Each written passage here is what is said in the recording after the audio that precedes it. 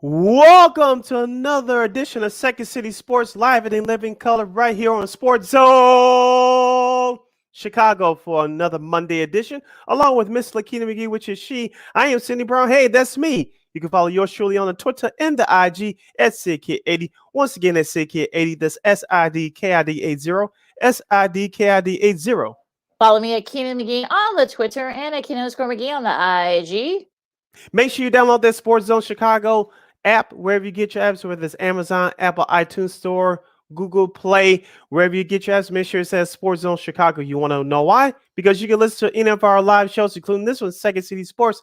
If you happen to miss it, you can go to back to the archives of any of our shows, including Second City Sports. You can watch them and listen to them at your own leisure. You can follow Sports Zone Chicago on all social media platforms, Facebook, Twitter, Instagram, and YouTube. Once again, at Sports Zone Chicago on all social media platforms, Facebook, Twitter, Instagram, and YouTube.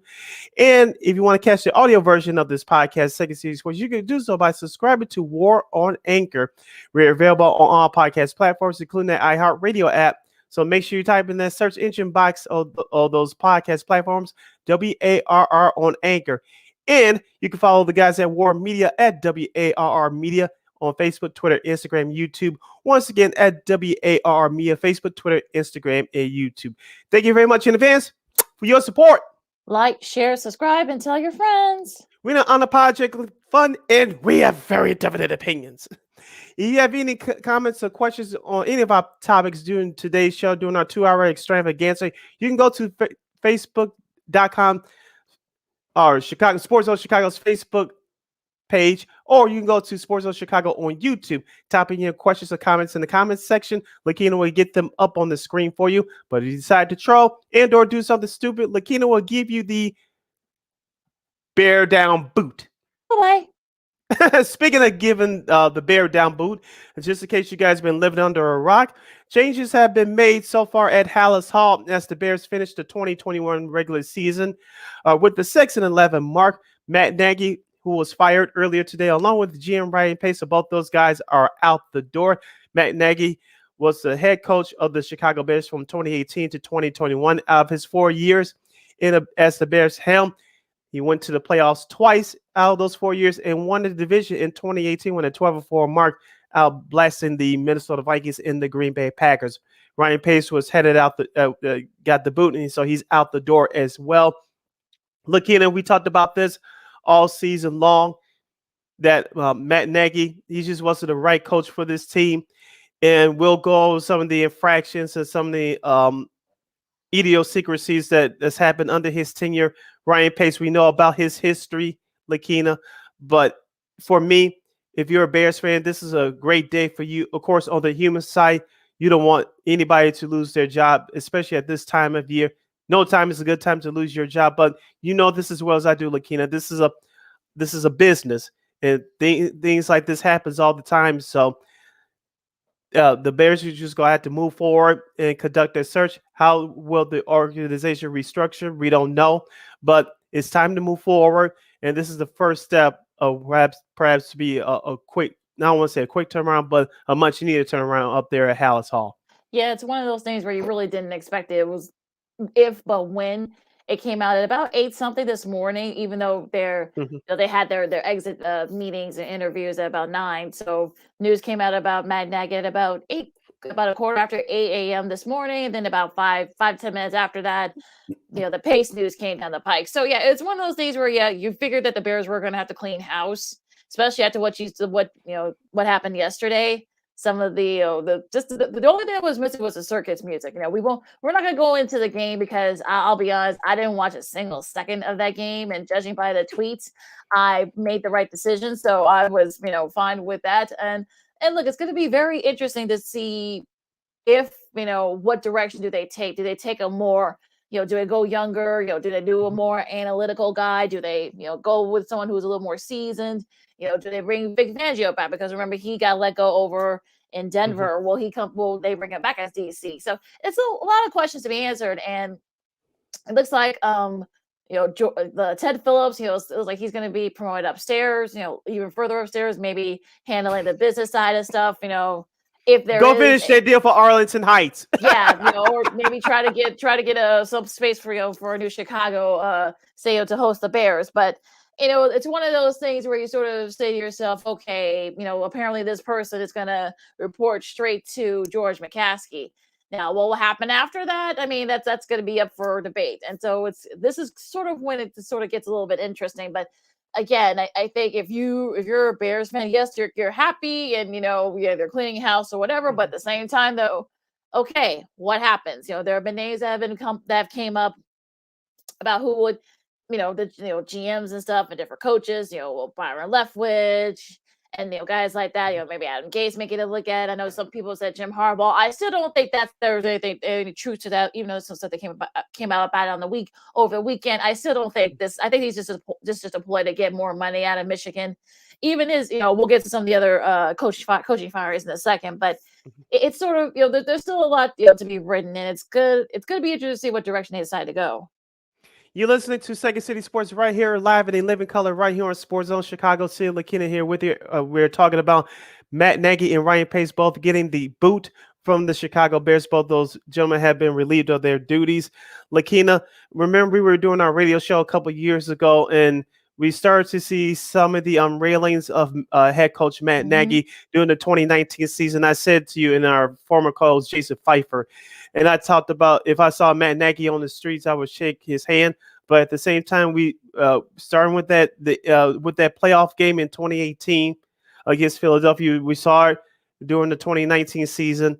That season, which they underachieved and went 8-8. We saw it last year, which they barely made the playoffs after starting 5-1, and it reached its ugly head this year. Matt Nagy's teams were undisciplined, and some of the players started to do their own thing, like former Bear Anthony Miller, Javon Wims, and some of the other guys. And remember, Lakeena, after the New Orleans game in 2019, some of the people, some of the Bears players, including Allen Robinson, went after some of the local media personally via his Twitter page, i.e. Cameron Smith, i.e. our guy Jay Hood as well, our guy Cameron Smith as well. And so some of the players from that 2018 team couldn't handle success. It carried over into the next season. And we talk about it all the time, Lakeena, about setting the culture, setting the tone. Matt Nagy had a culture, all right. Was it the players running the asylum? We know his motto is "Be you," but it seemed to me like some of the players got away with some of the things that, if there were other teams, they couldn't get away with. And that's the problem I had. And we saw this very closely the last 2+ years, Lakeena, on the field. How many false starts? How many timeouts, unnecessary timeouts that were called? Then did need to be called because you couldn't manage a damn play clock. This is stuff that people don't want to talk about as much. You want to talk about the win loss record, fine, and that's what that's what the coaches are judged on at the end of the day. But some of the little things that people are not paying attention to, and that counts as well. Yeah, it's also if you saw some of the highlights yesterday, that's what I did yesterday. I saw some of the highlights from that Vikings game. The 4th and 1, they took a timeout, and Dalton, I don't know who he was trying to throw it to. I don't know if that was Robinson or Mooney he was trying to throw it to, but of course, Patrick Peterson, being the veteran safety that he is, intercepted the guy's first pick six of the season. So, that's that kind of is a microcosm of this whole Bears regime. So yeah, it's sort of it's just one of those things. Look, we'll have plenty of time to talk about it in time because this literally just happened this morning. It will probably take 2 or 3 weeks, with the Super Bowl and everything. So we probably won't hear any big news. If you want to interview a Leftwich or Nathaniel Hackett. I doubt he's going to want to come to with a rival, but I think he's got a pretty good gig with the Packers right now. But it's definitely it'll be a couple weeks before we actually hear anything. Do they hire a president of football operations first? Do they hire a GM first? Are they gonna is there going to be different channels they're going to have to go through? So yeah, I know Louis Riddick, but if you're Louis Riddick, I mean. There's a lot of mess that you have to clean up. I mean, I think your Monday Night Football gig is actually a better gig. I know he has said that. Well, it's the Bears, of course, but it's the way things are right now, the state of this team. I mean, look, there's going to be a lot of money they're going to have to come off the books. I mean, we know A-Rob's gone, we know Hicks is gone. Trevathan's probably gone too. There's going to be a lot of money they're going to have to come off the books. So you may have some money to work with. Unfortunately, you don't have a first round pick. You're gonna have to redo your O line again. Move guys Mhm. around. You may have to get another wide receiver. You may have to get another special teams guy. So there's still look. This team is still a mess. So I think people need to kind of it's not like this team's like 3 or 4. This team's a good 3 or 4 years away from being a playoff contender. Bears fans, what do you think about the move for Matt Nagy and Ryan Pace both being gone? You can put your questions or comments in the comment section on Sports Zone Chicago's Facebook page or Sports Zone Chicago on YouTube. Put your questions or comments in the comment section. Lakeena will get them up on the screen for you. Lakeena, I'm glad you brought up the point. Is now we want to go to restructuring of this Bears organization. I assume that they're going to hire a GM/player personnel first. Let's just say they hired the player personnel guy first. Let's just say, for example, Louis Riddick, you just brought up a moment ago. If he decides to hire a GM or a partner in crime, which is your GM, and this is the $1 million question I brought up to you from last offseason until now. If you George McCaskey or Ted Phillips, are you completely going to stay out of the way and let the player personnel person do his thing? And I think that's going to be sort of the key. I think if you're in the interview process, if you're a guy like Riddick, guys like that, or Rick Spielman, we'll talk about him in a second. Mhm. You may want to say, "Hey, how much am I? Okay, I'm gonna report back to you, but are you gonna let me do my job?" So I think that's gonna be Mhm. the $1 million question. With all this stuff coming up now, do you try to get a football operations person, at the top, get hire him first, then maybe hire the GM and after that. So it's one of those things where it's gonna be this is gonna be where all this is sort of gonna manifest, and I'm wondering though, I guess like what's gonna be the key. It'll be interesting to see especially we'll hear George's presser at 1 o'clock. We'll try to get you some coverage of that. I don't want Mhm. to get too much into it because we got other stuff to talk about. But Mhm. I know this is like a Bears thing, but look, still, we got the Bulls, the NBA, and of course, also got a national championship to preview. So it's a happy day for Bears fans, but what now? I think that's going to be the question. If you were in charge of the Chicago Bears, Lakeena, what type of coach would you hire for this team? I don't know. I mean, you tried to do the offensive guru, that didn't work. You did the Mhm. defense. You used like a defensive guy like a Lovey Smith. That worked for a little bit, but in the Mhm. end, it just it kind of when things kind of went off the rails. You got a special teams guy. You got the young hotshot young coordinator. So it really at this point it's sort of open ended. So because you tried all three and it didn't work long term. So that's going to be kind of like okay. So do you kind of like rip the playbook out completely clean and start over? That's a whole nother thing. Yeah, and I think that's the other $1 million question that's going around right now. What is your philosophy if you're the Chicago Bears organization? We know for a long time going through the history they're the charter franchise of the National Football League. It's always been running the ball and playing strong defense. In today's NFL, you better score over 30 points or more per ball game, or else your history, you got to have some sort of defense, some sort of balance on your roster. And watching this Bears team over the last 1,000 years, just focusing on the Matt Nagy regime, which is now over, this team could barely score 20 points a game. That should not be allowed in today's NFL with all the offensive rules advantages towards the offensive players. Can I get at least 27 points per game, Lakeena, starting from the bottom to the top? Can I at least get that, whoever the coach is? Yeah. Because it shouldn't be that damn hard to score 27 points per game. Look at what San Francisco did yesterday. We'll review that game against the Rams coming up in the next half hour. But look at teams like San Francisco, even though they don't pass the ball like aerial style, like the old St. Louis Rams teams did 20 plus years ago, they can still muster up over 27 points per game. Look at a team like Cincinnati, who has better talent, offensive talent on paper than half these teams, and they could score 30 points a game. Why can't the Bears do that?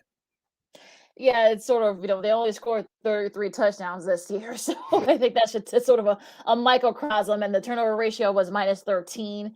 The defense had their moments, but they gave up a lot of big plays.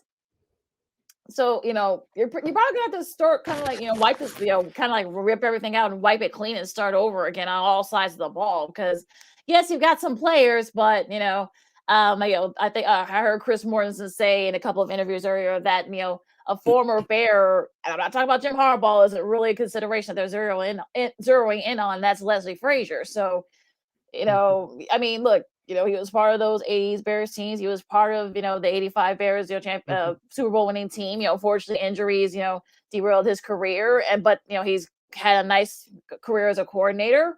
Could that work? I know he was a former head coach in the Minnesota Vikings the year that Adrian Peterson won MVP. That was back in 2012. But Christian Ponder was their quarterback. That just didn't work. No, it didn't. So, it wasn't all his fault, but I'm talking about Leslie Frazier. Yeah, right. But the person just wasn't there for the most part. So exactly. His name's going to be thrown around as well. Yeah, that rumor's been around for weeks. So we'll see if anything really comes to that. But yeah, to close this out, like I said before, we'll talk more about it. We'll have a little bit of a George's presser at the top, but to kind of close it out, this is going to be on George now. He's kind of like in the driver's seat now. He's kind of calling the shots now. So this is sort of like, okay, you're not really a football guy. Are you going to hire a football guy first or whatever? So it's just, I don't know. It's all to be continued. You're listening to Second City Sports live and in living color right here on Sports Zone Chicago, along with Lakeena McGee. I am Sydney Brown. Lakeena, before we hit the bottom of the hour break, let's talk about some of the other coaching news from yesterday. Of course, Brian Flores, in a shocker, he's out as head coach of the Miami Dolphins. And of course, as expected, Minnesota Vikings said goodbye to Mike Zimmer and GM Rick Spielman, who used to work with the Bears back in the 90s. Of course, the Jacksonville Jaguars, we haven't heard any news yet, but we expect for them to give Darrell Bevell the boot, and they're going to start their new search for a new head coach sometime soon. Lakeena, the shocker to me was Brian Flores. I know they had a bad loss at at Tennessee last week, but this team was 1-7. He got that team back to over 500. They're the only team to beat the New England Patriots twice this year, and he still gets the axe. He made that franchise relevant. But this is, in my opinion, this goes way beyond Brian Flores. So, of course, he didn't have the players that he needed to get them to the playoffs. But this goes to a deeper issue with the Miami Dolphins. I don't think it will be too long before Brian Flores is employed again. Yeah, it's sort of one of those things where we've heard a lot of infighting within the Dolphins organization. Apparently Chris Greer, who is a GM, who is going to stay, and Tua, of course. Apparently there was a lot of clashing there. We heard the rumors about supposedly Flores wanted them to work on a trade to get Deshaun Watson, but then all his legal problems and such. So that's when everything started manifesting. He didn't use Myles Gaskin enough. So there may have, look, there's always one coaching, firing or whatever that kind of makes you scratch your head. And this is sort of one of the case. He was 4-2 against the Patriots, especially after yesterday. So you kind of wonder, you're like, really? But, I know people want to say, oh, well, because he's a black head coach, they'll get a chance. Look, sometimes it's not just literally black and white. Sometimes it really is because, because we've seen it happen with other coaches too. So I think for people to kind of go that route, I think it's just like people need to kind of just slow down for a second. But yeah, I'm sure he's gonna. I know some people say that maybe he's more suited for a the coordinator, the coordinator position, which he was for years. But it's sort of in this instance, I think he might get consideration for the Bears. Who knows? He might get consideration for the other coach that's going to be coming up. So I don't think he's going to be unemployed long. I'll say that. Now, some of the other names that you'll hear around the NFL circles for these new head coaching jobs, of course, you talked about Jim Harbaugh, Bill O'Brien. He's working with the offense with the University of Alabama. As you mentioned, we'll preview that game later on in today's show. But Bill O'Brien's name's been out there. Josh McDaniels, his name is out there, the longtime offensive coordinator with the New England Patriots, one-time Denver Broncos head coach. They went to crap about a decade ago. He almost was the Indianapolis head coach, but money talks, BS walks. So that's why he's still there now. I'm talking about McDaniels, and Frank Reich is still the head coach. We'll get to the Indianapolis on the flip side of this. Woo-wee. But Josh McDaniels' name is out there, of course.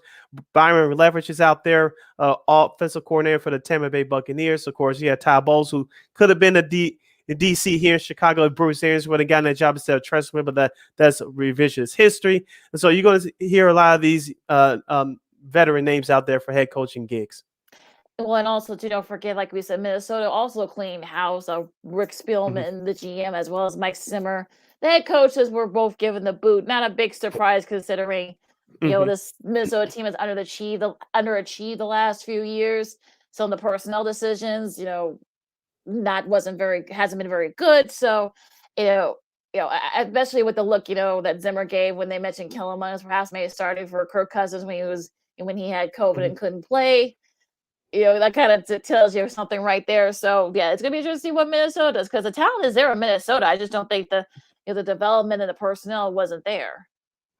Yeah, we'll see what happens with these teams going forward as they search for new head coaches. Lakeena, we had to search for a break because we hit the bottom of the hour as you're listening to Second City Sports live and in living color right here on Sports Zone Chicago, along with Lakeena McGee. I am Sydney Brown. On the flip side, we'll review some of the key games that took place in the National Football League for Week 18. It was the first time Week 18 had games on the schedule. We'll go through some of the key games that took place yesterday because Week 18 was one for the history books, and it sure didn't disappoint. You're listening to Sports Zone Chicago. AutomotiveMap.com presents the Sports Flash on the Sports Zone Chicago. The college football playoff this Monday night in Indianapolis. It's Georgia taking on Alabama. The Bulldogs ranked number 3 in the college football playoff poll, Alabama number 1, but the Crimson Tide head into the game as an underdog. Georgia is a 3-point favorite. That's no concern for Crimson Tide coach Nick Saban.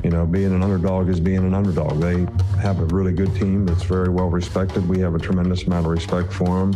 It's important for our players to know what they need to do to be able to continue to have success in the next game, regardless of what happened in the last game. Alabama beat Georgia in the SEC title game, but Bulldogs head coach Kirby Smart doesn't see that as a factor. It's really separate from the SEC championship, other than obviously everybody will be using that tape to look at matchups and look at tendencies and things. For lightning fast sports updates, download the Score app. It's free and one of the most popular sports apps in North America. I'm Chuck Sanders. That's the Sports Flash on the Sports Zone Chicago. This is the feeling you get when you have a dedicated Fidelity Wealth Planner looking at your full financial picture. Someone working with you on a flexible, comprehensive wealth plan based on your goals, helping you balance risk and reward. It's being able to enjoy today because you have a plan for the future. This is the planning effect from Fidelity. Learn more at fidelity.com/wealth. Investment minimums apply. Fidelity Brokerage Services, LLC. And now an important message from Exergen. A critical new FDA study proves that non-contact thermometers are not accurate. They also have inaccurate information on their labels regarding accuracy. New COVID strains are on the rise, and non-contact manufacturers are being irresponsible at a time when accuracy matters. Accurate temperature measurements are essential. Switch to Exergen because they are accurate and backed by over 100 clinical studies. Be sure, be accurate with Exergen. Learn more at Exergen.com.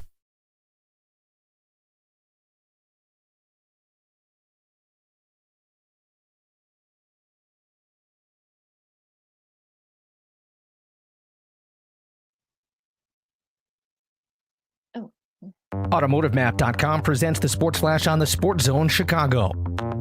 The college football playoff this Monday night in Indianapolis. It's Georgia taking on Alabama. The Bulldogs ranked number 3 in the college football playoff poll, Alabama number 1, but the Crimson Tide head into the game as an underdog. Georgia is a 3-point favorite. That's no concern for Crimson Tide coach Nick Saban. Being an underdog is being an underdog. They have a really good team that's very well respected. We have a tremendous amount of respect for them. It's important for our players to know what they need to do to be able to continue to have success in the next game, regardless of what happened in the last game. Alabama beat Georgia in the SEC title game, but Bulldogs head coach Kirby Smart doesn't see that as a factor. It's really separate from the SEC championship, other than obviously everybody will be using that tape to look at matchups and look at tendencies and things.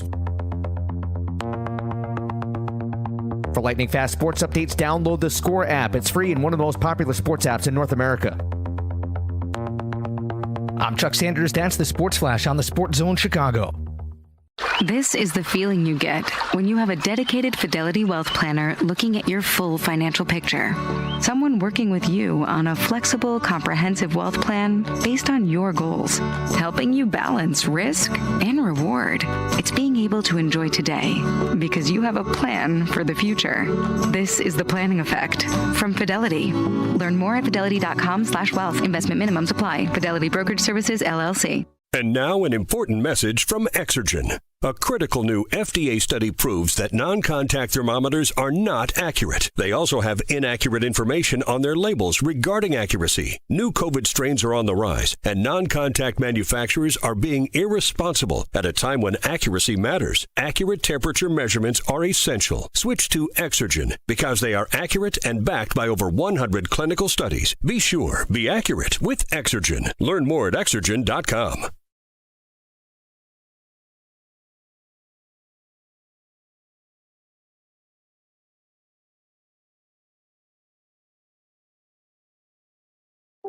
And we're back on Second City Sports on Sports Zone Chicago, along with Cindy Brown on Lakeena McGee. Don't worry, folks. We have, it's not just the Bears that made news. The whole wild NFL Week 18 slate was just a bananas, and it was one for the ages and all those other euphemisms that she used. We won't go through game by game because some of them just weren't that important. So we'll get to the later games. I mean, going through them real quick.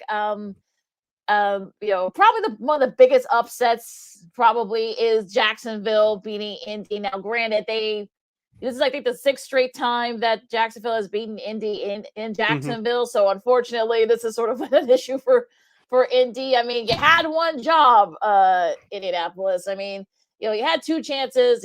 Trevor Lawrence had his best game this season. Clearly, threw for 2 touchdowns. Yeah, and such. And they sacked Carson Wentz. The defense did 6 times, and just so much weird things. And now they're not going to the playoffs either. I saw Rich Eisen tweet something saying that a couple of weeks back, the Colts were the team that nobody wanted to see in the playoffs.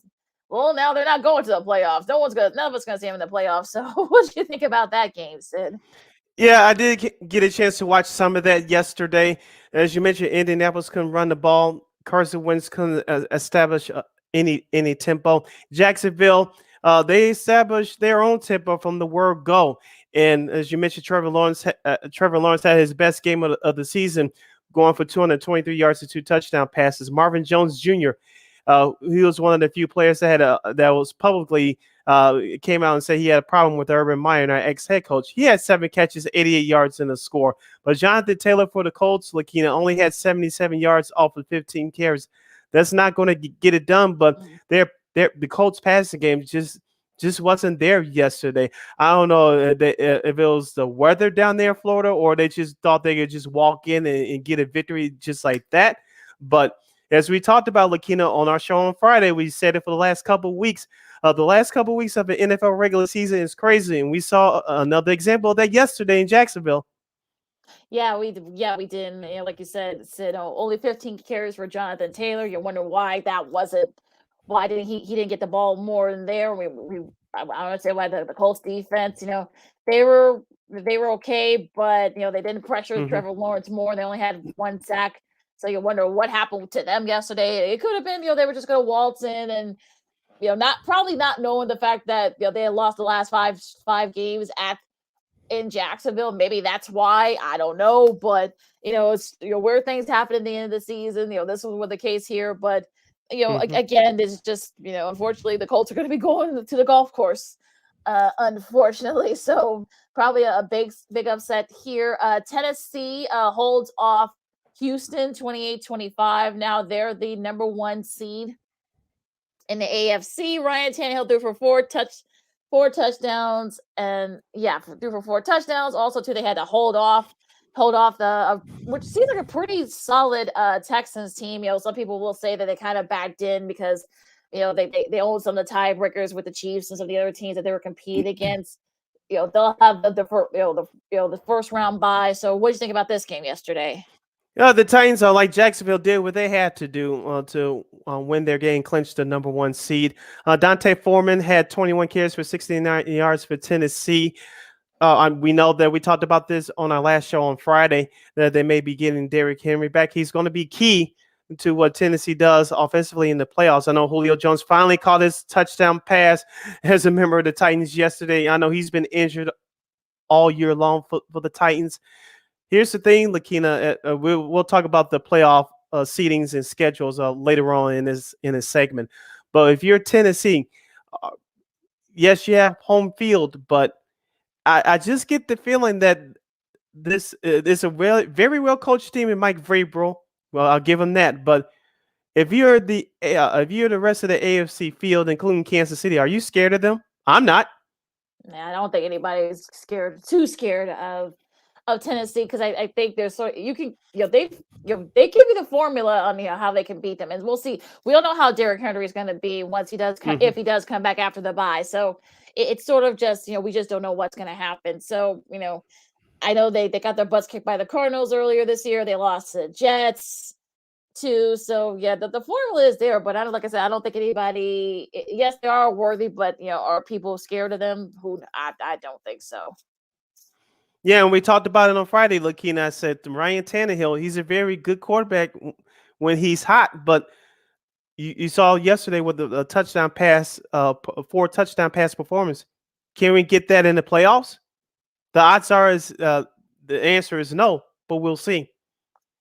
Yes, we will. Now let's go to some of these late games. That's when everything started to kind of go haywire. We'll start with New Orleans and Atlanta. New Orleans was hoping that if they would win and the 49ers lose, they would get into the playoffs.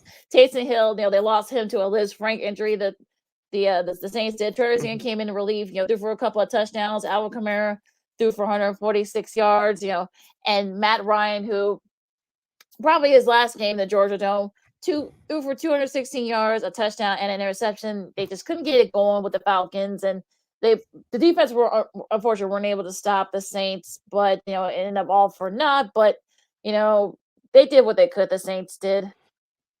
Yeah, I had my eye on this game. Don't be fooled by the final score. The Saints were in total control from start to finish. As you mentioned, Alvin Kamara had his best game of the year, over 146 yards off of 30 carries. The Saints, one of the reasons why they're not going to the playoffs, because the quarterback position has been hampered by injuries all year. And Sean Payton is another name.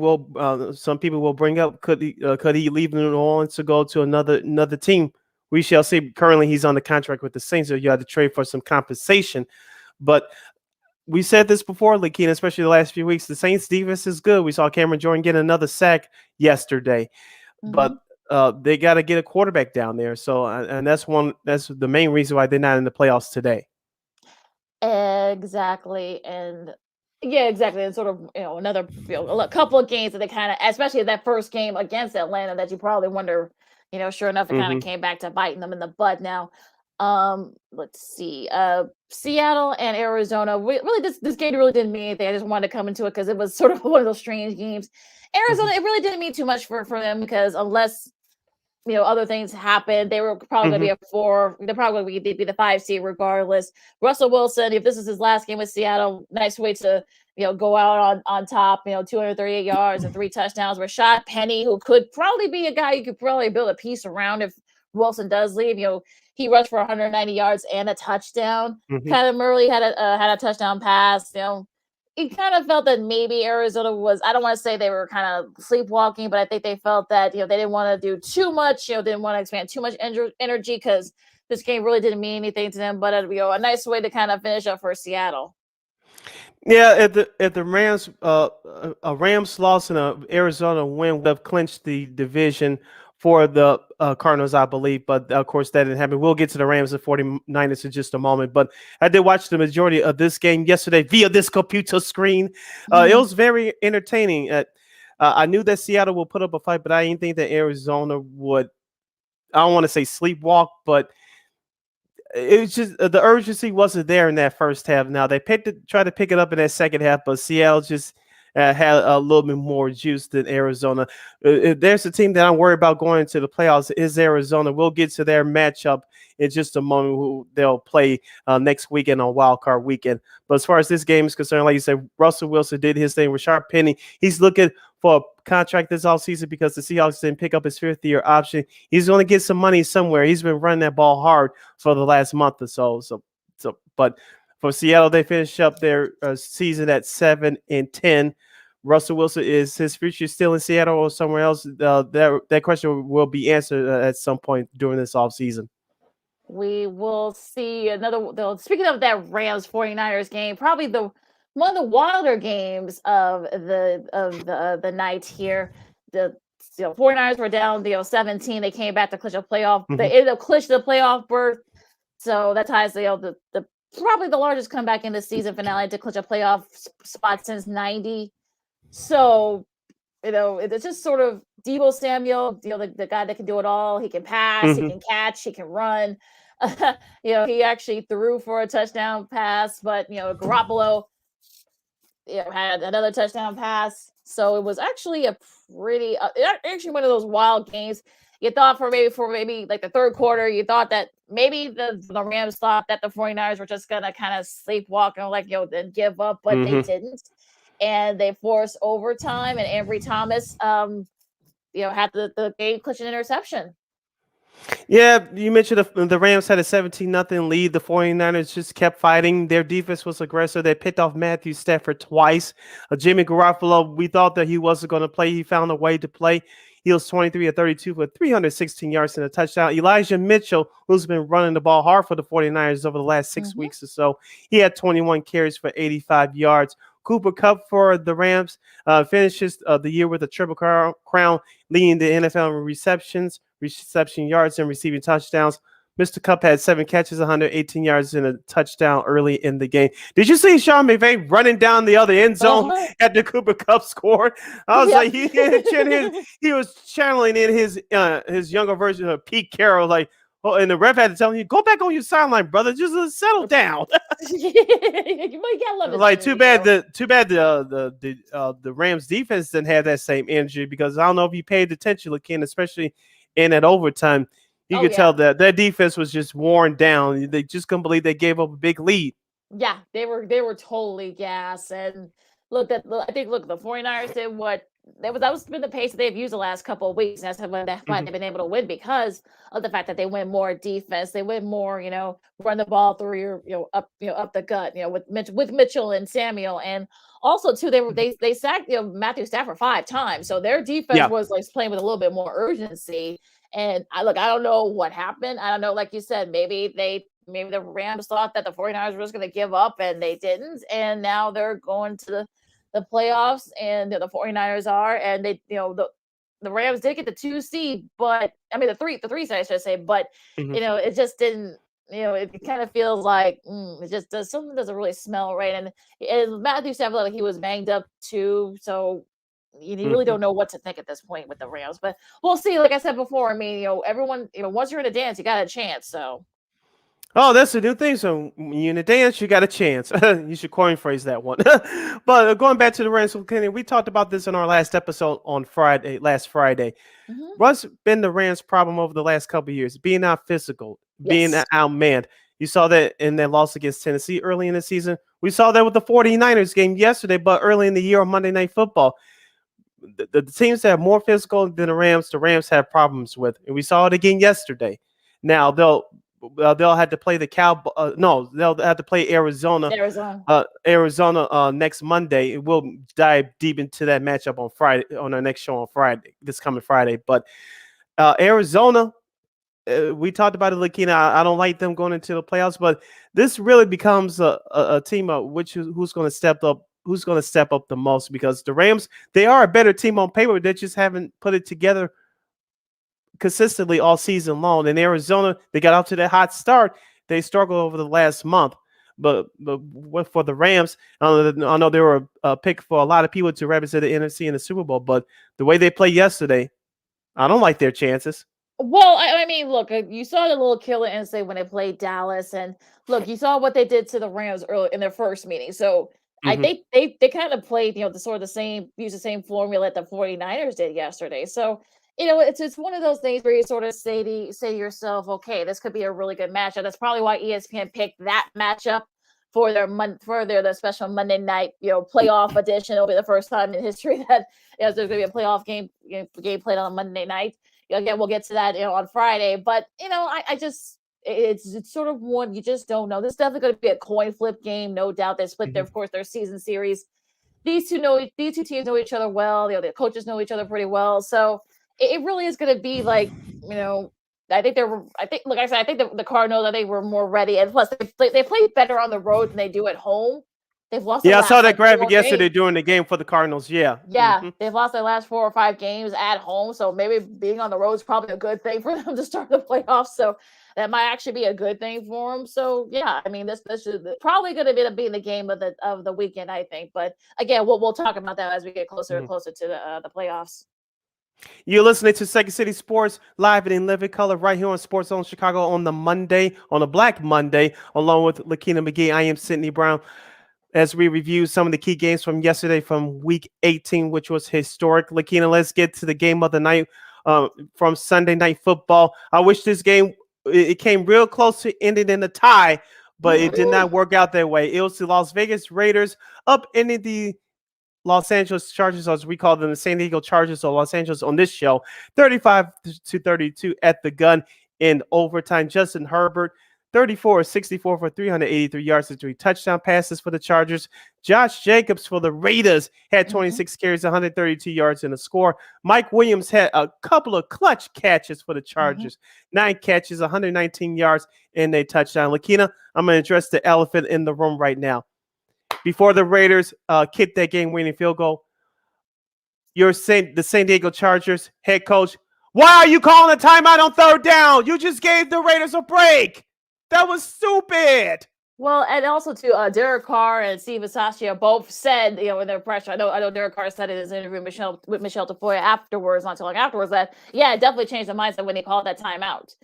There were other mistakes he made, but again, we'll get to that in our studs and duds. But what were you thinking? We were this close. Everybody was saying, "Hey, look, okay, fine, we're gonna get to a tie. Both teams are gonna make the playoffs. Cool. Everybody, let's get it going." But I know some people say, "Oh, well, he was trying to set up guys." I mean, there were 11 guys there, and I know people want to say, "Well, they were gonna try and maybe go for it." I know Josh Jacobs went for 10 yards after a penalty and such, but y'all were cheering for the tie. Just admit it. Don't try to be all fun, traditionalist and funny. Say, "Oh, well, then you play to win the game." Blah blah blah. Look, y'all want the tie. Just admit it. Y'all are full of it. But yeah, we were this close of getting that tie, and look, I was waiting for Bill Carr to kind of feel like he didn't know where the ball was, and you didn't want to try to see if they could maybe somebody blocked it. Maybe Derwin James could have blocked that ball, but or Bosa could have. But it was one of those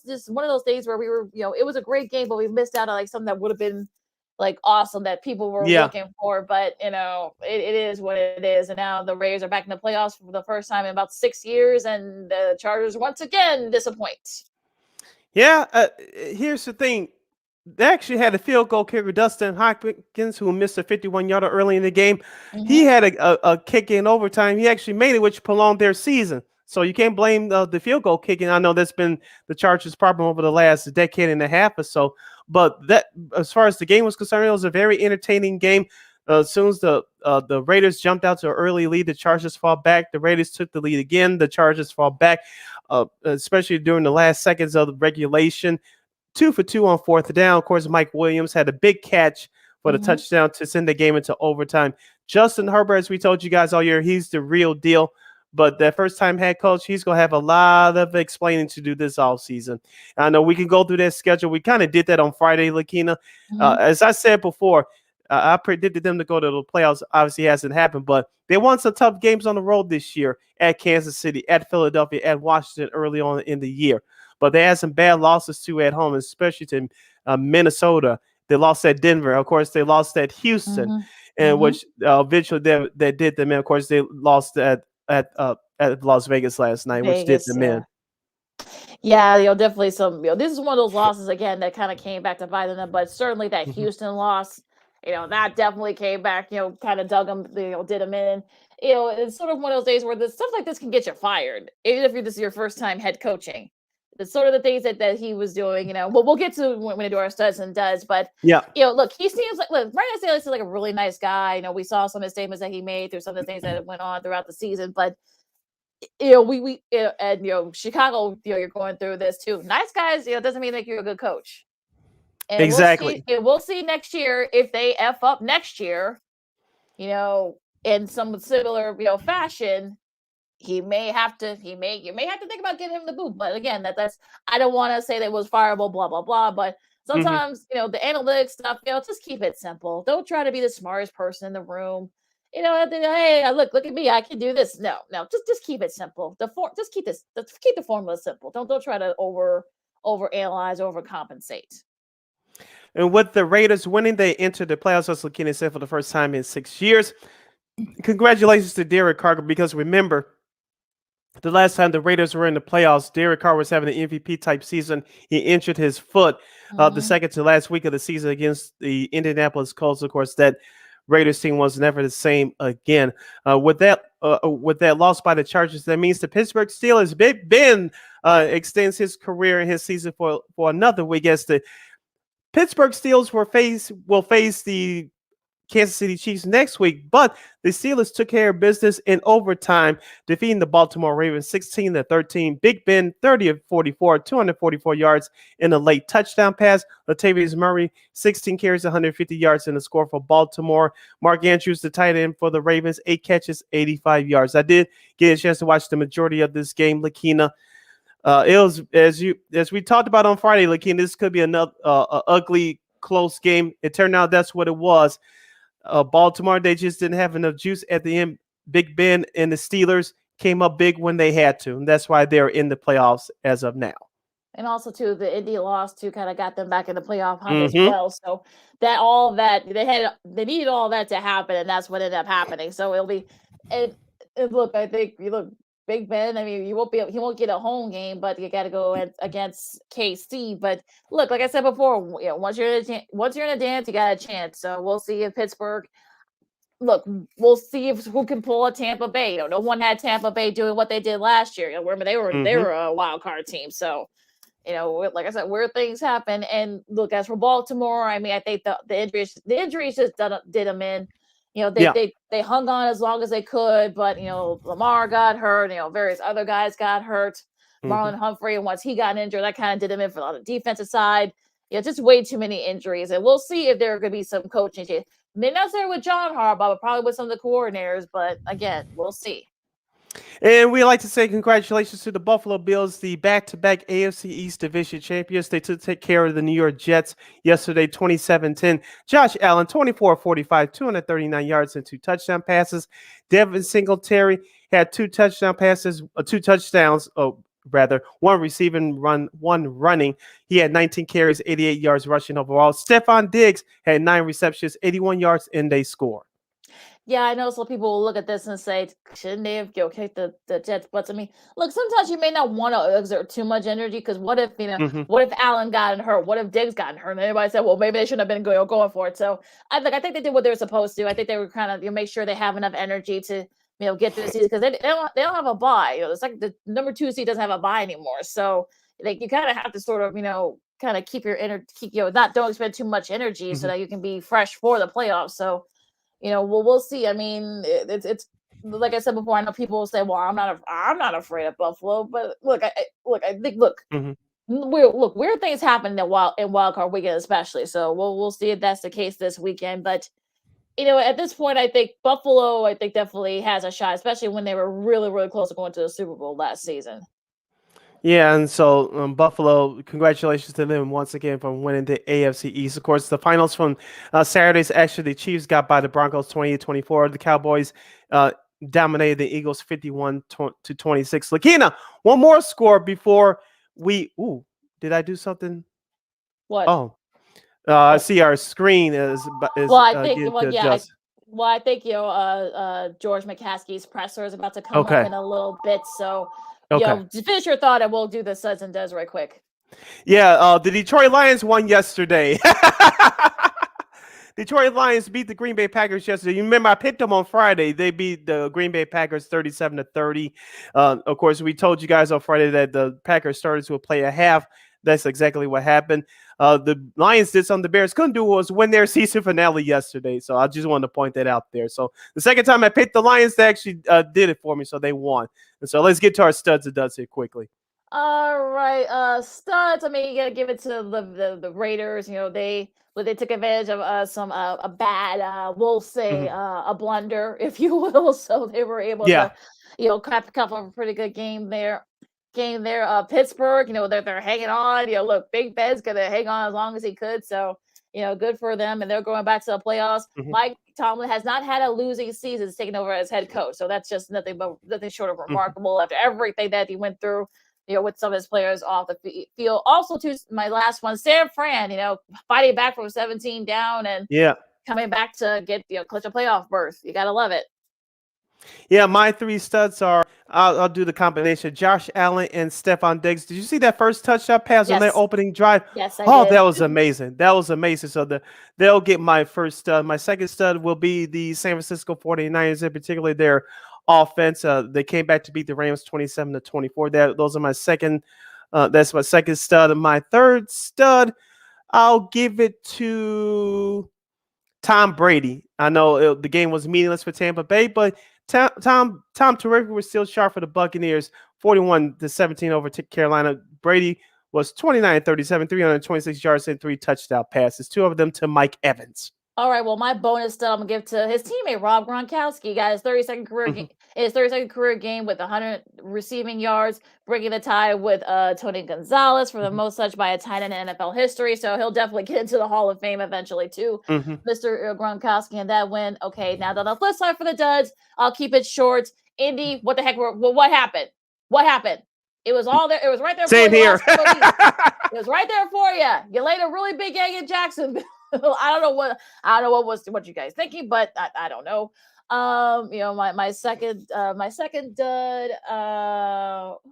Who else? That second dud. Brandon Staley. What were you thinking? Yeah. Also going forward on 4th and 1 on your own 18. Really? What? Really? How dumb can you be? I was going through my head with you saying that, and that is. My last New York Giants, only because you're bringing back Joe Judge. Really, that's what the reports are. Seriously, I'm sure I'm sure the Washington, Dallas, and Philly are happy about that. So.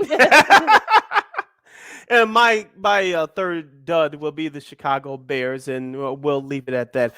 Hour number 1 is in the books. Hour number 2 is straight ahead as you're listening to Second City Sports live and in living color right here on Sports Zone Chicago, along with Lakeena McGee. I am Sidney Brown. When we return, we are supposed to hear from the chairman of the board from the Chicago Bears, George McCaskey, as he addresses the Chicago media. And plus, we'll get to the Chicago Bulls as their winning streak halts at 9 games. And we'll preview tonight's college football national championship game between the Alabama Crimson Tide and the Georgia Bulldogs. Stay right there. You're listening to Sports Zone Chicago. AutomotiveMap.com presents the Sports Flash on the Sports Zone Chicago. The college football playoff this Monday night in Indianapolis. It's Georgia taking on Alabama. The Bulldogs ranked number 3 in the college football playoff poll. Alabama number 1, but the Crimson Tide head into the game as an underdog. Georgia is a 3-point favorite. That's no concern for Crimson Tide coach Nick Saban. Being an underdog is being an underdog. They have a really good team that's very well respected. We have a tremendous amount of respect for them. It's important for our players to know what they need to do to be able to continue to have success in the next game, regardless of what happened in the last game. Alabama beat Georgia in the SEC title game, but Bulldogs head coach Kirby Smart doesn't see that as a factor. It's really separate from the SEC championship, other than obviously everybody will be using that tape to look at matchups and look at tendencies and things. For lightning fast sports updates, download the Score app. It's free and one of the most popular sports apps in North America. I'm Chuck Sanders. That's the Sports Flash on the Sports Zone Chicago.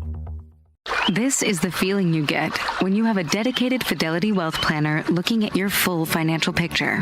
Someone working with you on a flexible, comprehensive wealth plan based on your goals, helping you balance risk and reward. It's being able to enjoy today because you have a plan for the future. This is the planning effect from Fidelity. Learn more at fidelity.com/wealth. Investment minimums apply. Fidelity Brokerage Services, LLC. And now an important message from Exergen. A critical new FDA study proves that non-contact thermometers are not accurate. They also have inaccurate information on their labels regarding accuracy. New COVID strains are on the rise, and non-contact manufacturers are being irresponsible at a time when accuracy matters. Accurate temperature measurements are essential. Switch to Exergen because they are accurate and backed by over 100 clinical studies. Be sure, be accurate with Exergen. Learn more at Exergen.com.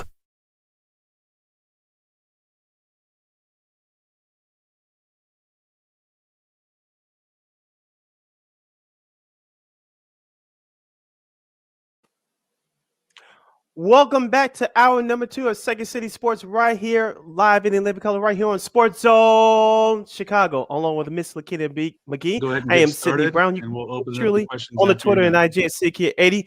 We'll cut our intro short because George McCaskey, chairman of the board for the Chicago Bears, is speaking to the media right now. Let's go to it live right here on Sports Zone Chicago. And he is available to answer any questions you may have of him. This is my first opportunity to speak to you since the passing of your colleague and friend, Jeff Dickerson. I want to join the many people offering their condolences to his family and friends. JD earned the respect and admiration of both his competitors on the beat and those he covered. We've read touching tributes to him from many of you. We offer our prayers and support to his family, especially his son, Parker. Parker Dickerson is about the same age as Matt Nagy's sons. An NFL head coach understands and accepts that he'll be subjected to a fair amount of criticism and that, unfortunately, some of it will be personal. Coaches' children do not strike the same bargain. What Matt's oldest son was made to endure at a high school playoff football game was shameful and inexcusable. All he wanted to do was play a game he loves with his friends. Coaches' kids should be off limits. Ryan's and Matt's kids probably aren't very happy with the Bears right now, but they were, are, and always will be part of the Bears family. I want to take a moment to thank the larger Bears family. This is a demanding business, and it requires extraordinary sacrifices from players, coaches, football operations staff, and their families. We're grateful for those sacrifices and for the people who make them. The decisions we're making today are especially difficult because Ryan and Matt are outstanding men. They have high character and have always represented the Bears with dignity and class. They gave everything they had to the Bears, and we appreciate those efforts. In a discipline dominated by outsized personalities and egos, they are remarkably down to earth and free of ego, always putting team before themselves. 2018 was a great ride, 12 wins and a division title. Ryan was executive of the year and Matt was coach of the year. We thought we were on our way. Unfortunately, it could not be sustained. Instead, we regressed. Our offense failed to show improvement. We continued to struggle at home. We did not close the gap within our division. In the end, we didn't win enough games. Our guys never quit, and that's a tribute to our players, the type of player Ryan looked for in the draft and free agency, and the way Matt and his staff coached them. It's a little unfair to highlight individual players in a team sport, but I want to commend David Montgomery and Roquan Smith, who gave everything they had on every play. That's why they're fan favorites. At the end of the 2020 season, We had a decision to make. Matt's one-loss record was well above 500, and we have been to the playoffs 2 out of 3 seasons, but with 0 playoff wins. We felt that Ryan and Matt had earned the opportunity to improve upon the results of 2019 and 2020, that continuity was the best route to positive results.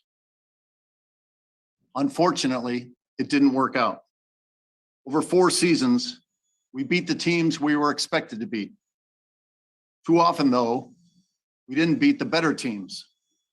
And you have to do that to excel in this league. Our search for a general manager and a head coach begins today.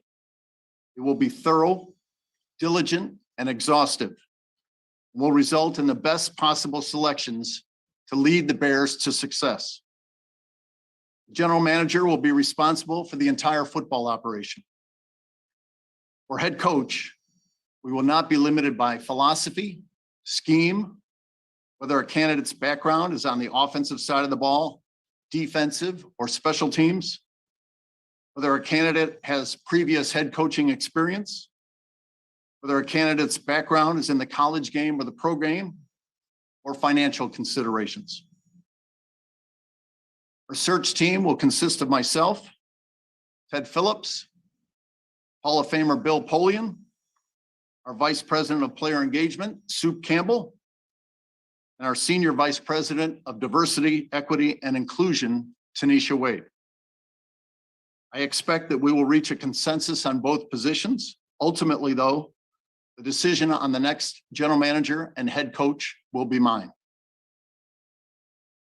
Ted has done an outstanding job as president and CEO of the Bears and will continue in that role. Our family has complete faith in him. He has persuaded me that with the pending acquisition of the Arlington Park property and its evaluation as a possible future Bear stadium occupying much of his time and attention, the general manager should report to me. In this modified organizational structure, general manager will continue to oversee the entire football operation, including the head coach. The GM will report to ownership. Bill Polian is in the Pro Football Hall of Fame because of his success as a pro football executive, including his hiring of 2 head coaches, Marv Levy and Tony Dungy, who are themselves in the Hall of Fame. He is well regarded in league circles and has a lot of contacts. We consider ourselves very fortunate to have Bill assisting us in our search. Soup Campbell is on board to offer his perspective on the candidates, including and especially how will our players respond to this candidate as our leader. Tanisha Wade was recently named to the newly created position of Senior Vice President of Diversity, Equity, and Inclusion. She is involved in all of our hiring. These are the most significant hires we make. Diversity is a critical part of the process. We are committed to providing a fair opportunity throughout the process to people of color. Frustrated Bears may be thinking, what makes him think he's going to get it right this time? We're confident that with the experience we've gained and with the makeup of our search team, we will find a general manager and a head coach who will lead our Bears to the success that all Bears fans deserve. Thank you, and I'll be happy to take your questions. Adam? Okay, first question, Hub. Well, George, first of all, I know this is a really difficult time for you and the family, that these are people you're fond of that you had to let go. And so I hope you and everybody is doing okay and getting ready to move on to the next challenge. Obviously you are, because you just answered my first 4 or 5 questions in your opening statement. So I'll move to the next one. There's been a lot of focus on the timing of everything and the opportunity to be out front in your search. Had you at any time notified Matt or Ryan as to what was going to happen? Have you already begun talking to any candidates? And if not, how critical is it to get the general manager hired first before you can get into the coaching search?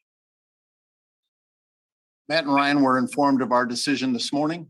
We'll start contacting candidates today. Ideally, the general manager would be selected first, but if we see a head coach candidate that we think is the right one, we're going to do what it takes to get him in-house. If I could just follow up real quickly, though, in terms of a general manager with unfettered control of the football operation, wouldn't that restrict you a little bit if you had already chosen a coach before he came on board?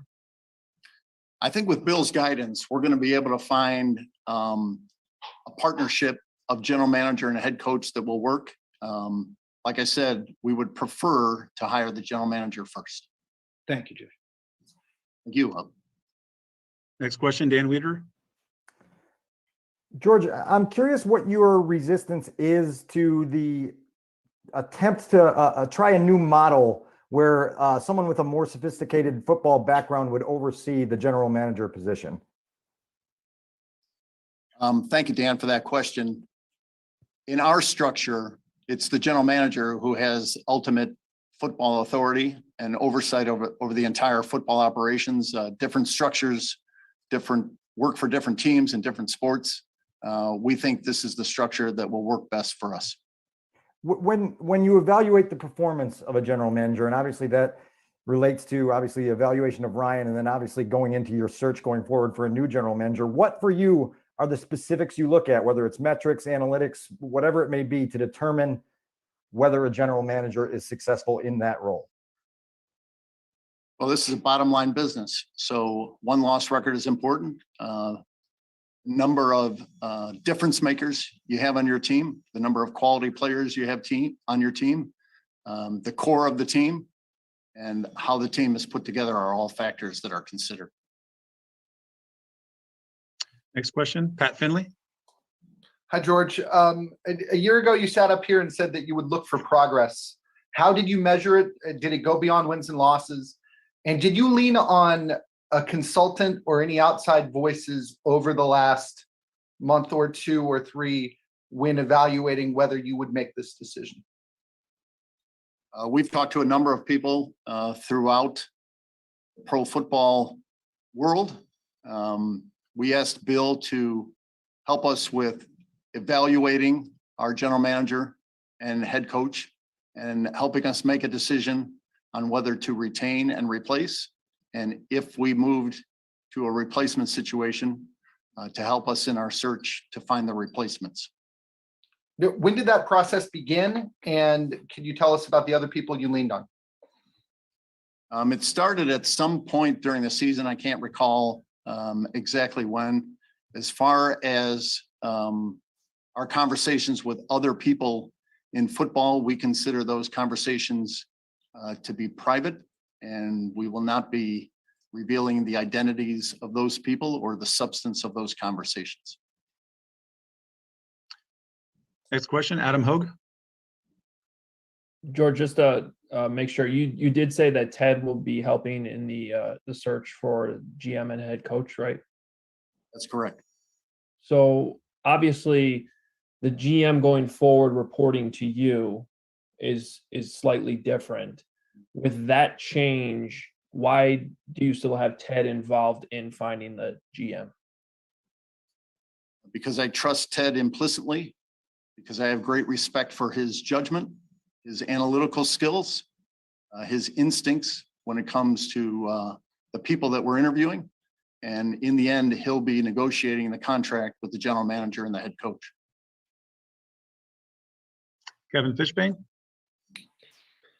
George, having gone through these interviews a few times now, what have you learned that's going to help guide your approach in the interviews that's going to be different? Are there different things you're looking for, different qualities you're looking for as you meet with these prospective GMs and head coaches that maybe you might not have looked for the other times you've done this? We'll be looking for leaders, both in the general manager and the head coach. In our conversations with Bill Polian, in fact, he just wrote a book, Super Bowl Blueprints, where he talks about what it takes to get to and win the Super Bowl. And he said he was even struck by great teams have coaches that the players respect. They don't have to like them, they don't have to love them, but they respect them. And so the primary quality we'll be looking for in both the general manager and the head coach is leadership. Brad Biggs. Hi, George. Hi, Biggsy. Football operations has not been, good enough because that leads you down the road to get to today's actions. You have a new stadium initiative going. How do you handle two parallel projects that seem like both would be full-time initiatives? Well, they are both full-time initiatives, and we're adding staffing and hiring outside vendors to help us with our exploration of the Arlington Park property as a possible stadium site. That is a long-term proposition. In the meantime, we're focused on the here and now and the more important business of finding the next general manager and head coach of the Chicago Bears. Jason Leisure. Hey, George, do you believe that the Bears would be better? Do you believe the Bears would be better off if you had made these changes a year ago? Well, like I said, at the time, we thought the continuity was the best route forward. And we felt that both Ryan and Matt deserved another opportunity, being to the playoffs 2 out of 3 seasons, above 500 record from a coaching standpoint. We felt that they deserved, based on the body of work of both of them, another opportunity. Colleen Kane. George, based on the optimism you had at this time last year, what was the most frustrating part of this past season for you? Well, Colleen, there were a lot of frustrating parts. Another lengthy losing streak. We had one in 2019, one in 2020, one in 2021. And usually those are season enders. I admired the way our guys stuck together, didn't point fingers, but at some point, general manager and the head coach have to come up with a way to snap us out of a losing streak before the season is ruined. Mark Potash. Hey, George, you mentioned that you think this model with you at the top works. I'm curious why you think this model works. I mean, with 2 winning seasons and no playoff wins in your 11 seasons, isn't there merit to the argument that somebody else should be heading this search and that the GM should be reporting to a Bill Polian type only? I mean, do you get it that a lot of Bears are unhappy with your record as well? Yeah, we get that a lot of Bears fans are unhappy, and we're unhappy too, and we're frustrated, and we understand that there's not really a whole lot that can be said today that is going to make people feel better about the situation. And it may even be that once the candidates are introduced, there will be people who say, oh, you picked the wrong guy, or you didn't get it right, or whatever. The only opportunity to produce results is on the field, and that won't be for some time to come. But we think in time, it'll be shown that we've chosen the right people to lead the Bears. But George, I'm referring to your record as the chairman. How are you accountable for the record that you have? Like you said, it's a bottom line business, wins and losses, no playoff wins, 2 winning seasons, that's not a great record. So how are you accountable for it? And like I said, does that lend merit to the idea that somebody else should be, like a Bill Polian type should be at the top? Yeah, my performance is reviewed by ownership and the board of directors, and ownership has informed me that it wishes me to continue in this role. Thanks. Herb Howard. George, is it your preference that the next general manager comes in with the plan of kind of reloading some of the assets that you already have, or do you prefer them to view this as a complete rebuild where guys like perhaps a Khalil Mack could be leveraged for future assets? Do you have a preference whether they view this as a rebuild or a reload completely? Thanks, Herb. We're looking forward to hearing what the candidates' plans are for getting the Bears back to the top. We'll leave that to them to present the details to us. We don't have a particular approach in mind. Chris Emma? George, given the way that the losses piled up this season and the fact that you have a rookie quarterback and young players, what kept you from dismissing Matt Nagy sooner? We were evaluating throughout the season.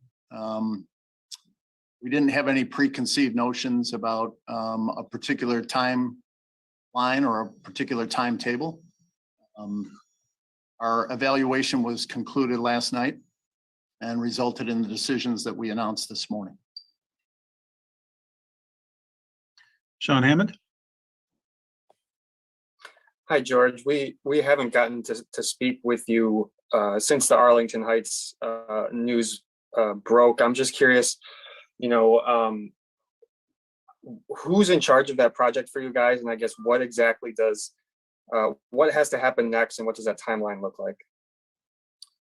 Ted Phillips is in charge of that project, and I think the best way to explain it is anybody who's bought a house or a lot to build a house, there's a time between when the property is under contract and closing.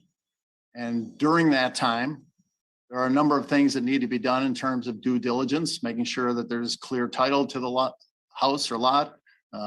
If it's a lot, determining whether it's a buildable lot and so forth. A lot of regulations that need to be checked out. Well, in a property of this size, that closing, the time between under contract and closing is vastly expanded. So there's a lot of due diligence that needs to be performed before we can close. Mark Grody?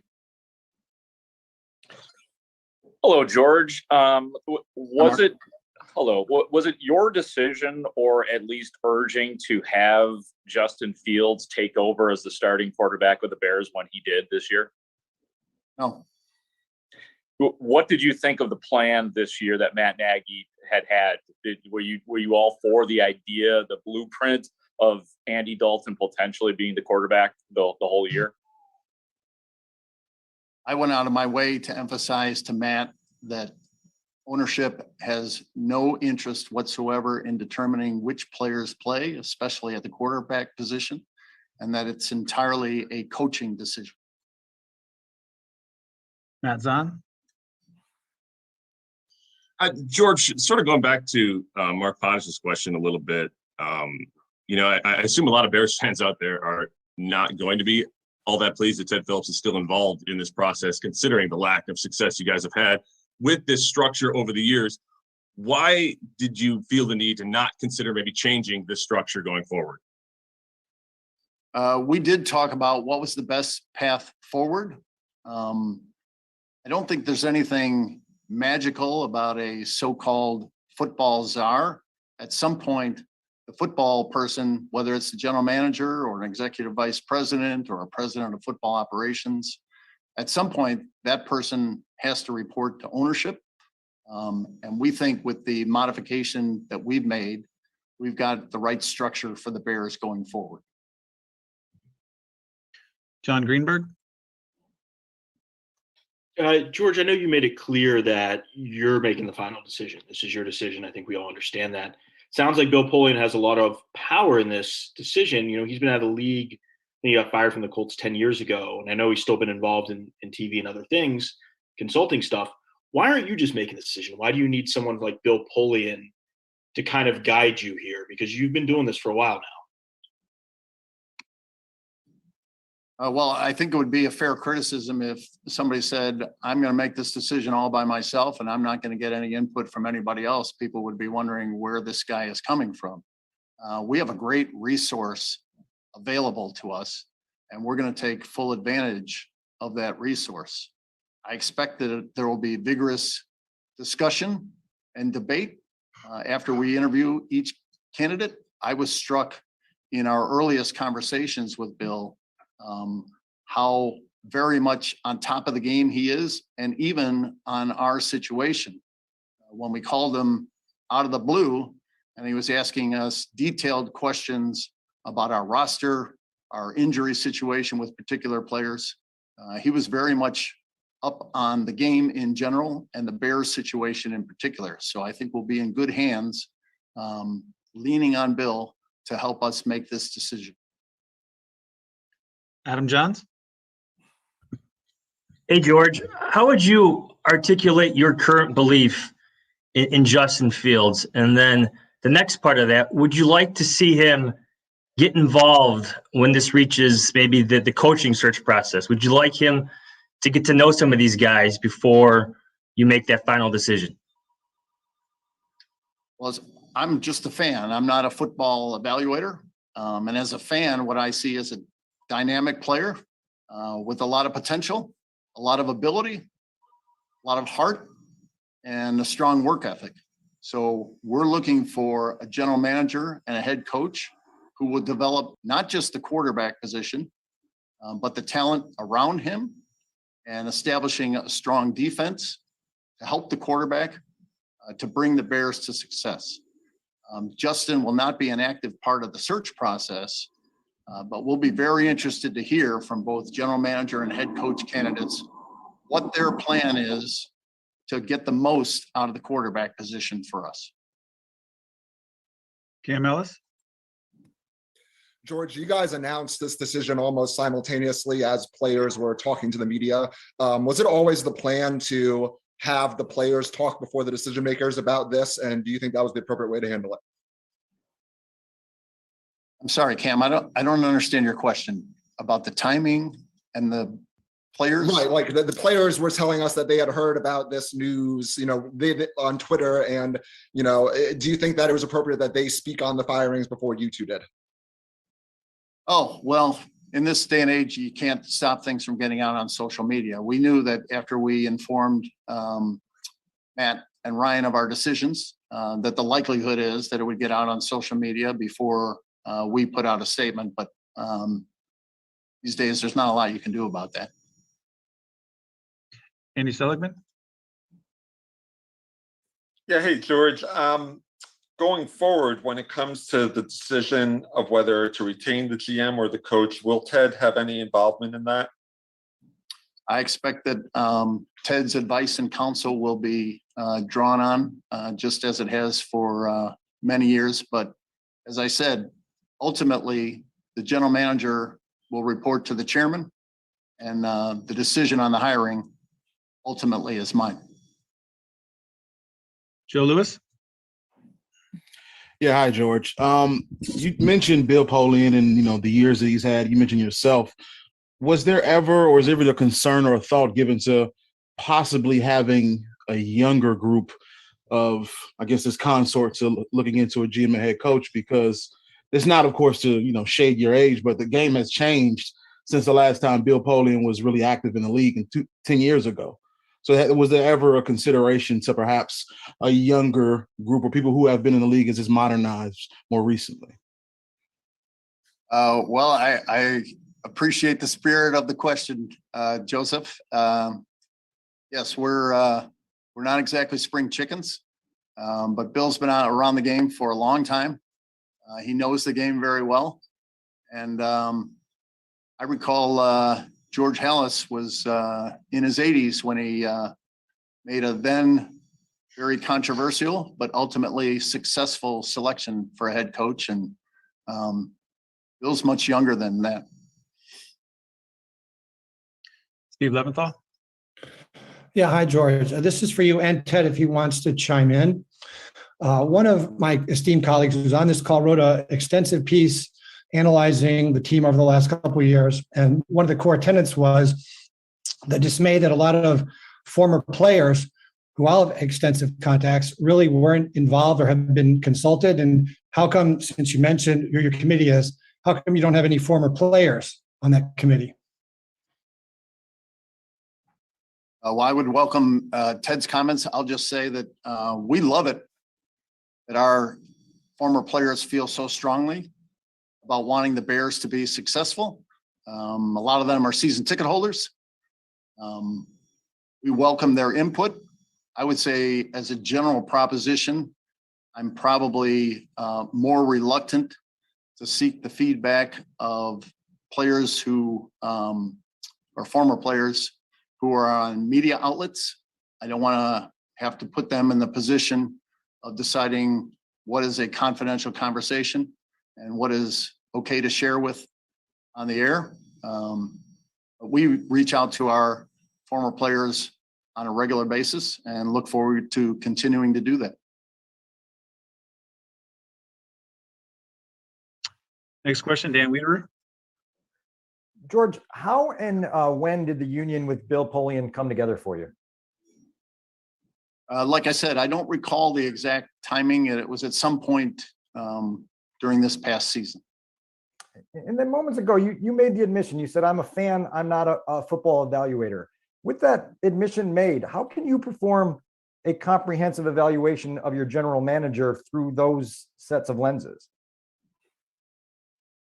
Well, again, this is a results-oriented business, so it'll be largely wins and losses, making the playoffs, success in the playoffs, advancing in the playoffs, and winning the Super Bowl. That's how success is measured in this business. Pat Finley.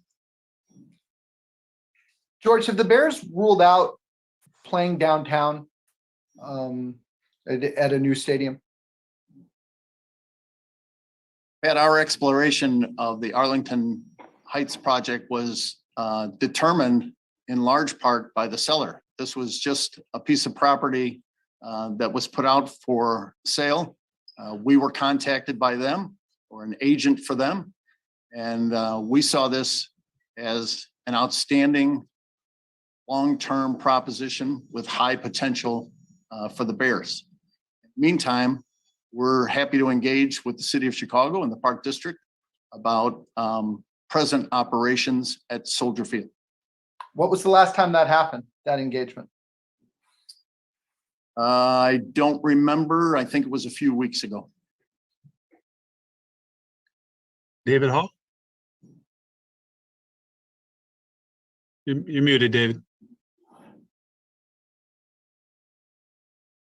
David, you're muted.